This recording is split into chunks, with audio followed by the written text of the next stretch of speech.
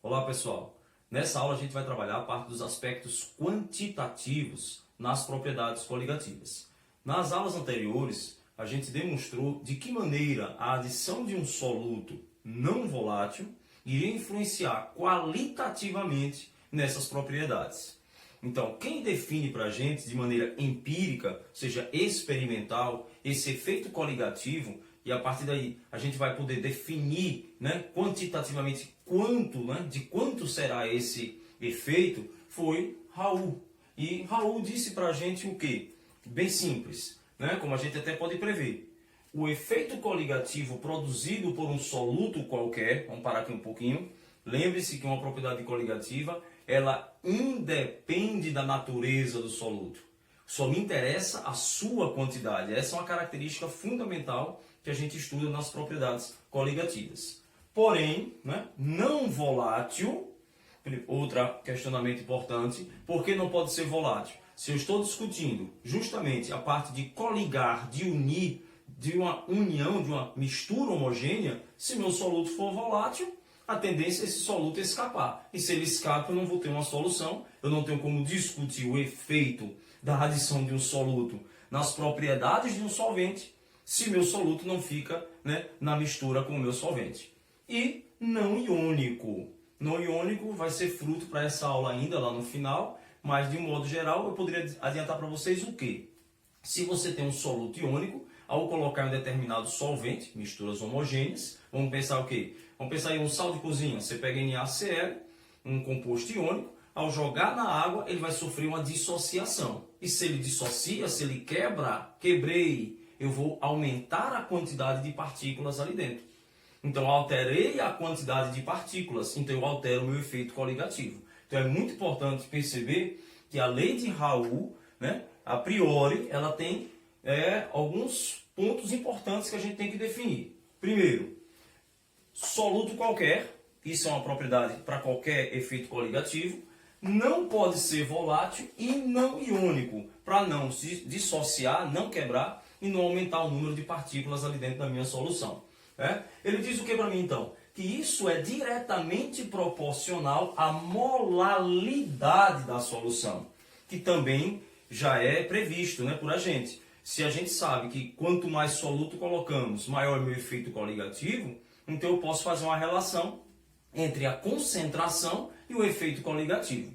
Então eu posso afirmar que o efeito coligativo, seja ele qual for, é diretamente uma constante de proporcionalidade à molaridade. E aí, rapidinho, vocês devem lembrar que a molaridade é o número de mols do soluto sobre a massa do solvente em quilos. E é importante frisar e ressaltar por que a gente usa essa expressão de concentração no efeito coligativo. Por que Raul usou? Porque se você visualiza ela, quantidade de matéria e massa são unidades que vão independer da temperatura. Então veja, qualquer que seja a temperatura que você esteja fazendo uma relação coligativa, independendo da temperatura, seu efeito coligativo será o mesmo, porque a sua expressão de concentração, ela independe da temperatura. Se eu colocasse aqui uma molaridade, M, como a gente costuma, é número de mols do soluto sobre o volume. Só que volume, ele está suscetível a variações, Afinal de contas, se eu aumento a temperatura, eu aumento o grau de agitação. Então eu poderia, em temperaturas diferentes, ter efeitos coligativos diferentes. E a gente já sabe, vou bater na tecla, que um efeito coligativo só depende da quantidade de partículas, não vai depender da temperatura. Tranquilo? Então é por isso que é importante, para quem visualiza uma fórmula, é importante vocês entenderem, que a gente usa molaridade, porque é um tipo de expressão de concentração que independe da temperatura. Isso é bem legal. Então vamos ver agora, em cada propriedade coligativa, nas três propriedades coligativas a priori, que é a tonoscopia, a ebulioscopia e a crioscopia, como é que vai se dar esse efeito coligativo. Eu aqui nesta aula não vou procurar fazer deduções, que o objetivo da aula é tentar simplificar, mas no futuro eu posso postar para vocês as deduções dessas leis de Raul para quem tiver interesse, certo? Então vamos lá. Na primeira, na tonoscopia, o que é que ele passa para a gente? que a variação da pressão de vapor em função da pressão do solvente, ou seja, aqui eu tenho uma variação relativa, né?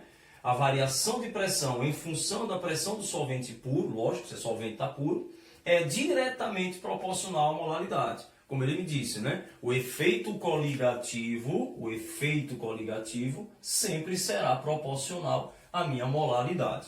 Coloquei aqui para que vocês visualizem, né? Vão memorizando o ΔP, a variação da pressão de vapor, que já assistimos em aulas passadas que, ao adicionarmos um soluto, a gente tende a diminuir a pressão de vapor. Então, eu posso afirmar que a variação da pressão de vapor é a pressão de vapor do solvente puro, que é maior, menos a pressão de vapor, né, do solvente na solução.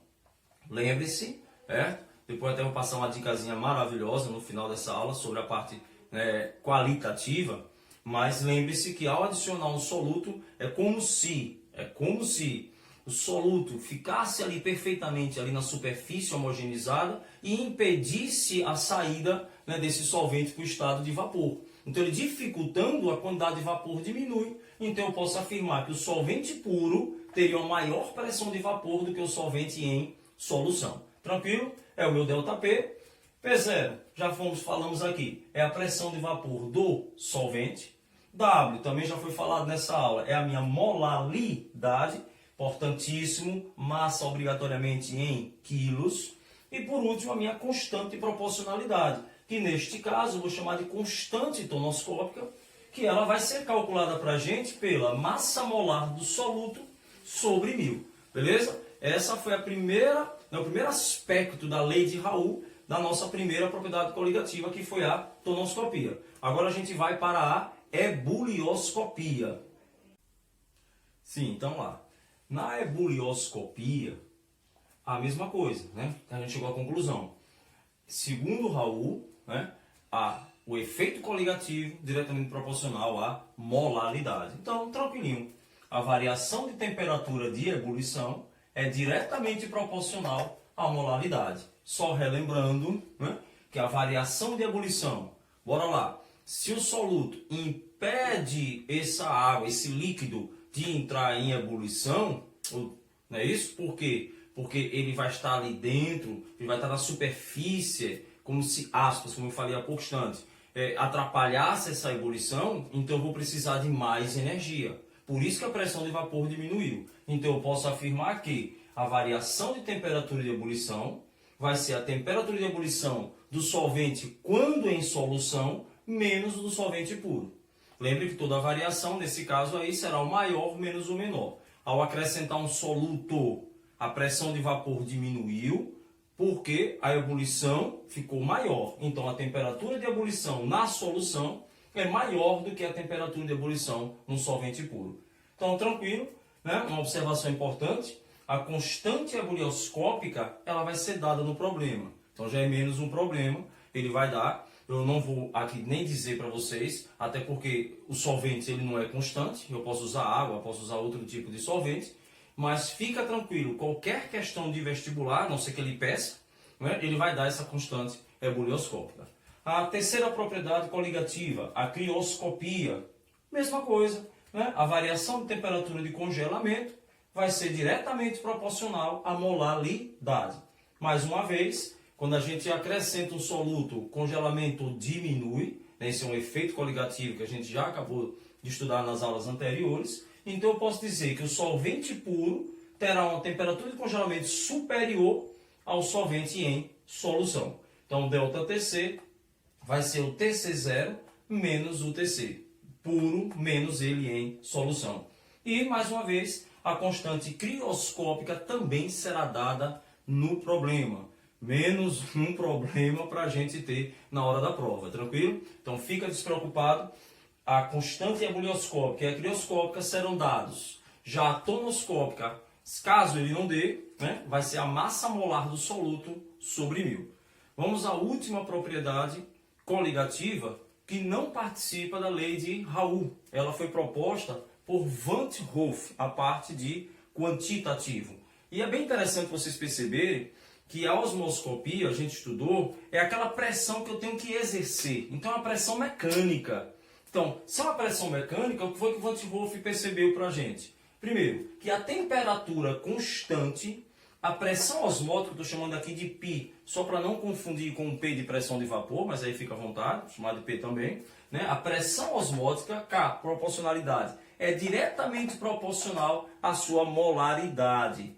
Tá? E na segunda lei, ele percebe que a molaridade constante, a pressão osmótica, é diretamente proporcional à temperatura. Então é bem tranquilo. Eu posso dizer, então, que a pressão osmótica é diretamente proporcional à molaridade e à temperatura. Você já deve estar mais ou menos visualizando essa fórmula, né? Quem é M?